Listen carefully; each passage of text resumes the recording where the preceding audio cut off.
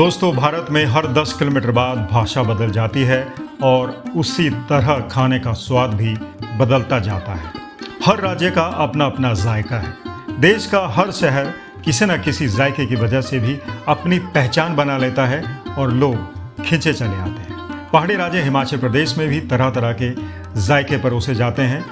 कांगड़ा, मंडी, बिलासपुर अपने अपने व्यंजनों के लिए प्रसिद्ध हैं, जिसे स्थानीय भाषा में धाम कहा जाता है।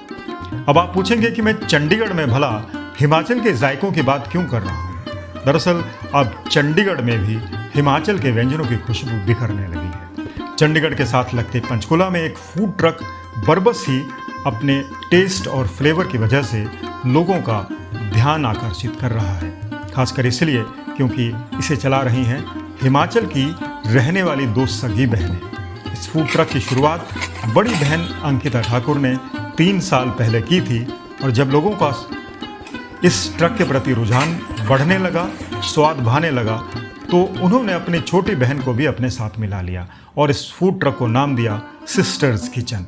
दिलचस्प बात यह है कि दोनों बहनें स्नातक हैं और उन्होंने सरकारी नौकरी का मोह छोड़कर लोगों को हिमाचल का जायका परोसने का फैसला किया। उनके जायका का सफ़र इतना आसान भी नहीं था, क्योंकि हिमाचल के सिरमौर जिला के एक छोटे से गांव से ताल्लुक़ रखने वाली इन दो मेहनतकश बहनों को शुरुआत में खूब दिक्कतें आईं, लेकिन फिर उन मुश्किलों ने ही उनको मंजिल का रास्ता भी दिखा दिया।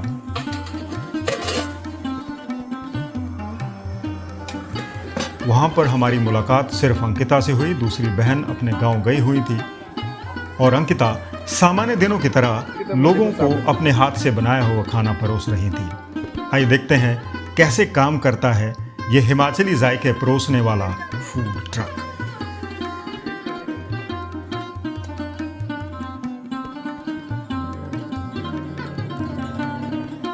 छोटे बड़े शहरों में आपने बहुत सारे फूड ट्रक्स देखे होंगे। जगह जगह जाने पर हमें सड़कों के किनारे या गली मोहल्लों में फूड ट्रक्स देखने को मिलते हैं। फूड ट्रक्स के जरिए आपको फास्ट फूड भी मिल जाएगा, स्थानीय व्यंजन भी मिल जाएंगे और अगर आप चाहें तो बहुत सारी डेलिकेसीज भी आपको खाने को मिल जाएंगी। और ये चलन अब धीरे धीरे बढ़ता हुआ छोटे शहरों पे भी आ गया है।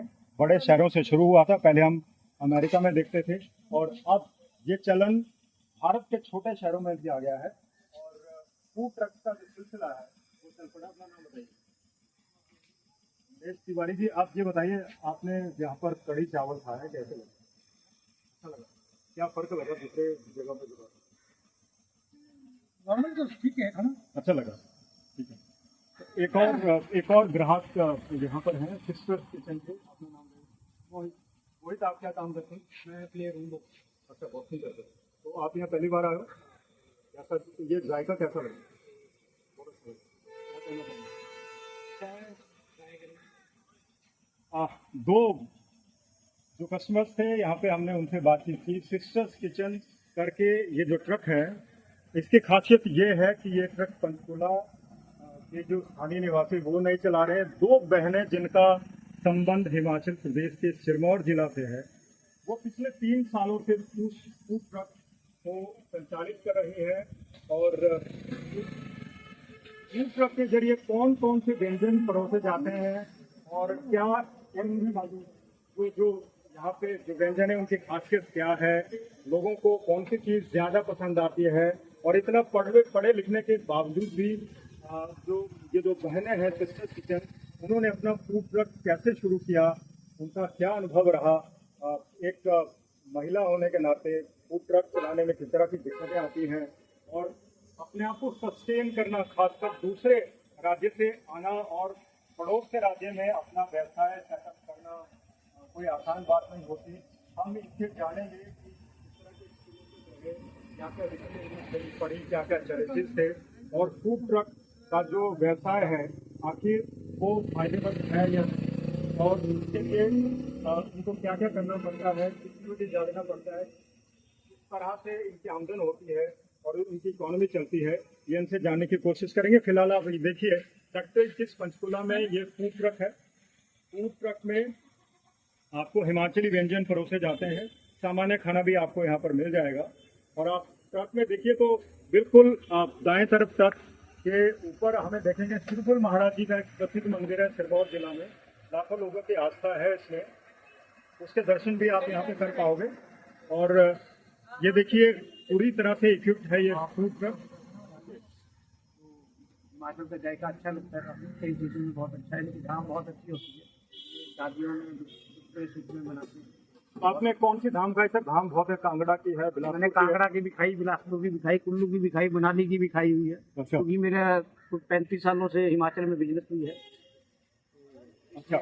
मेरा तकरीबन हिमाचल, कुल्लू, मनाली जाना नहीं पड़ता रहता है। तो सबसे अच्छी धाम कौन सी लगती है आपको? तकरीबन सारी अच्छी है, कोई ऐसी नहीं है, कोई कईयों का टेस्ट किसी में अच्छा है, किसी का किसी में अच्छा है। जैसे मंडी की धाम है, वो कांगड़ा की धाम से कैसे अलग है, बता पाएंगे? वो लगे जो वो स्वीट्स बनाते हैं, मीठी सब्जी बनाते हैं, जो छुआरे चोर वगैरह की, वो ज्यादा अच्छी बनती है उनकी, उनके राइस भी ज्यादा अच्छे होते हैं। अच्छा।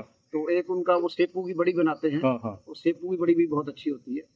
तो थोड़ा टेस्ट में फर्क आता है, बनाने का कारीगर का हाथ का फर्क तो पड़ ही जाता है, पर वैसे मोस्टली मिलती जुलती होती है नाम। किससे आप ठीक है काम से? हम लोग पेपर से नहीं, हम लोग टीवी चैनल से। आप अच्छा, एक लड़की को आप देख रहे हैं, एक युवती को देख रहे हैं सर, हिमाचल में खेल के यहाँ पे ट्रक चला रही है। आप क्या समझते हैं ये जो इनकी उम्र की हम उम्र जो युवतियाँ हैं, पढ़ लिखी हुई है, उनको ये किस तरह की प्रेरणा देता है? देखना देता है कि आदमी को सेल्फ अपने खड़ा होना चाहिए, और किसी को के आगे हाथ मिलाने से तो अच्छा कि अपनी मेहनत करें, अपने पैरों पे खड़े। जायका सिस्टर्स किचन आप देख रहे हैं। हमने बहुत सारे जो कस्टमर्स थे उनसे बातचीत की, उनको क्या अच्छा लगता है, हिमाचल की धाम कौन सी अच्छी लगती है, कांगड़ा की धाम अच्छी लगती है, मंडी की लगती है, बिलासपुर की लगती है। अलग अलग धाम होती है, अलग अलग जायका। लेकिन जिस जायके की मैं आपसे बात कर रहा हूँ वो जायका है हिमाचल के एक दूसरे जिला का, वो है सिरमौर। सिरमौर की दो सिस्टर्स ग्रेजुएशन के बाद आ गई पंचकूला में, और पंचकूला में शुरू कर दिया सिस्टर्स किचन हिमाचली जायका। 3 सालों से ये चला रही है। किस तरह के इनके अनुभव रहे, क्या दिक्कतें आई, क्योंकि बीइंग अ लेडी किसी चीज़ को रन करना इतना आसान नहीं होता। मेरे साथ अंकिता है। अंकिता, सबसे पहले तो ये बता दीजिए आप और आपकी सिस्टर कहाँ के रहने वाली है, और आपने कहाँ तक एजुकेशन ली? पहले तो मैं अपना नाम बता दूं, मेरा नाम अंकिता है। मैं हिमाचल सिरमौर डिस्ट्रिक्ट से हूँ, बिलोंग करती हूँ, और ग्रेजुएशन मेरी शिमला से हुई है, मेरी सिस्टर की भी शिमला से हुई है। तो आफ्टर ग्रेजुएशन मेरी DCA कंप्यूटर में, स्पोर्ट्स में 3 नेशनल मैंने रिप्रेजेंट किया है हिमाचल को 3 टाइम। हाँ जी। किस चीज़ में? तो कबड्डी में, डिस्कस थ्रो में एंड जेवलिन में। अच्छा। हाँ जी। तो मैं प्लेयर भी रह चुकी हूँ, रिप्रेजेंट कर चुकी हूँ हिमाचल को 3 टाइम्स। उसके बाद एज ए क्लर्क मेरी जॉब रह चुकी है पुलिस डिपार्टमेंट में। तो आपने सरकारी नौकरी छोड़ दी? बिल्कुल सर, मेरे पास बच्चे छोटे थे, घर की जिम्मेदारियाँ थोड़ी ज़्यादा थी, तो फिर मैंने कुछ अपना करने का सोचा। तो फिर मैंने अपना छोटा सा एक फूड कार्ट लगाना शुरू कर दिया, क्योंकि कहाँ से शुरुआत की थी आप? मैंने एक छोटे से टेबल से शुरुआत की थी, यहीं पे मैं लगाती थी काम। 21 में? 21 में ही लगाती थी। ये कब की बात है? ये बात है 2022 की। अच्छा। तो मैंने यहाँ शुरू किया, तो धीरे धीरे मुझे लगा कि सही है। एक्चुअली मुझे शौक था खाना बनाने का और लोगों को खिलाने का, बस मुझे जो खिलाने में कि हाँ मैं खाना बना रही हूँ और खा रही, घर पे भी ऐसे करके कोई गेस्ट आए तो मैं खाना बनाऊंगी, मैं परोसूंगी, मुझे अच्छा लगता था। तो फिर जिम्मेदारी भी कई जिम्मेदारी में भी घेर लिया कि अब मैं जॉब नहीं कर सकती। पर जॉब तो आपकी सरकारी थी ना? सर उसमें ये मुझे लिया था स्पोर्ट्स कोटे, तो उसमें मतलब सरकारी जॉब में आने के लिए 1 साल लगा, कॉन्ट्रैक्ट बेस पे रखा था, क्योंकि एकदम से देखिए फिर नहीं एकदम से मिल पाई, क्योंकि मेरी भर्ती भी नहीं थी, जो ट्रायल हमारा बाद में था, पर मेरे को जो मैं ले लिया था स्पोर्ट्स कोटे से। तो फिर नहीं बनी बात, मुझे जॉब ड्रॉप करनी पड़ी, फिर मैंने अपना स्टोर कर दिया शुरू। तो मुझे वहाँ से रिस्पॉन्स बहुत अच्छा मिला, बहुत अच्छा, कि मैं 2 घंटे में अपना सारा खाना फिनिश करके अपने बच्चों के पास चली जाती थी। मुझे काम अच्छा लगा, जितना अर्न मैं वहाँ से करी थी उससे 2 गुना अर्न मैं अपनी इससे करी थी, स्टॉल से। तो नेचुरल सी बात है, मैंने इसको चूज़ किया। फिर 2 साल मैं कंटिन्यू अकेला करती रही। सफाई के लिए एक लेडी आती है मेरे पास, वही परमानेंट है। और फिर दूसरा, फिर मैंने अपनी सिस्टर को इसमें इंक्लूड कर दिया कि अब आप काम बढ़ गया है, आप मेरे साथ आ जाओ। अच्छा। हाँ, तो अभी कुछ महीनों से मेरी छोटी सिस्टर भी मेरे साथ काम कर रही है। तो जो पहले मैंने नाम दिया था इसको, वो हिमाचली जायका दिया था। तो अभी जैसे मेरी सिस्टर इसमें इंक्लूड होगी, तो मैंने इसका नाम बदल के सिस्टर्स किचन रख दिया। तो कैसा लगता है, आपने खुद को भी रोजगार क्रिएट किया और सिस्टर को भी लगा दिया? बहुत अच्छा लगता था, सेल्फ डिपेंडेंट होना सभी को अच्छा लगता है। और एक लेडी होने पे तो बहुत अच्छा फील होता है मुझे कि मैं एक लेडी हूँ और मैं सेल्फ डिपेंडेंट हूँ, मैं अपना खुद से कर रही हूँ, मैं किसी से कुछ मांग नहीं रही हूँ। में आप साग सब्जी बनाते हैं, दालें बनाते हैं या कुछ भी बनाते हैं, ये उनका सब- उनका रॉ हाँ। मटेरियल या सब्जियां कहाँ से लेकर आते हैं? ये मंडी से लेके आते हैं कितने कितने बजे? चंडी ये जैसे मैं अभी मेरा काम खत्म हो गया उसके बाद मैं मंडी चली जाऊँ। हाँ, मैं कल के लिए अपना जो ये दाल सब्जियाँ तो एक बार फ्रूट में लेके आ जाते हैं सर। जो सब्जियाँ हैं कुछ मैं अभी उठा लेती हूँ, कुछ मैं सुबह मॉर्निंग में मंडी लगती है, जैसे 4 बजे उठगी तो 6 बजे मैं मंडी भी चली जाती हूँ। तो साथ में कौन कौन और मदद करते हैं आपको? मैं तो अकेली हूँ सर, अकेली करें सारा? अकेला करती हूँ। तो जो लोग जिनको खाना बनाने का शौक है या फिर आपकी तरह काम करना चाहते हैं, उनको क्या कहेंगे? मैं कहूँगी अपने हुनर को बाहर निकालिए और खुद को मतलब खुद को प्रूव करिए कि आप ये सब कुछ कर सकते हो। हम एक जॉब में बंद के रह जाते हैं, एक जगह पे एक सैलरी पे बंद के रह जाते हैं। वो मैं ये नहीं बोल रही कि वो नहीं अच्छा है या वो बहुत अच्छा नहीं है, पर आप अपना कुछ जब कर सकते हो, आपको आपके हाथ में हुनर है तो आप सभी को स्वादिष्ट खाना खिलाइए, तारीफें लीजिए और अच्छा फील करिए। तो ये अंकिता थी जिनसे हमने बातचीत की। 3 सालों से अपना फूड ट्रक पंचकुला में चला रही है। इनकी संघर्ष की कहानी हिमाचल के एक छोटे से गांव से शुरू होती है। ये पंचकुला में आ गई।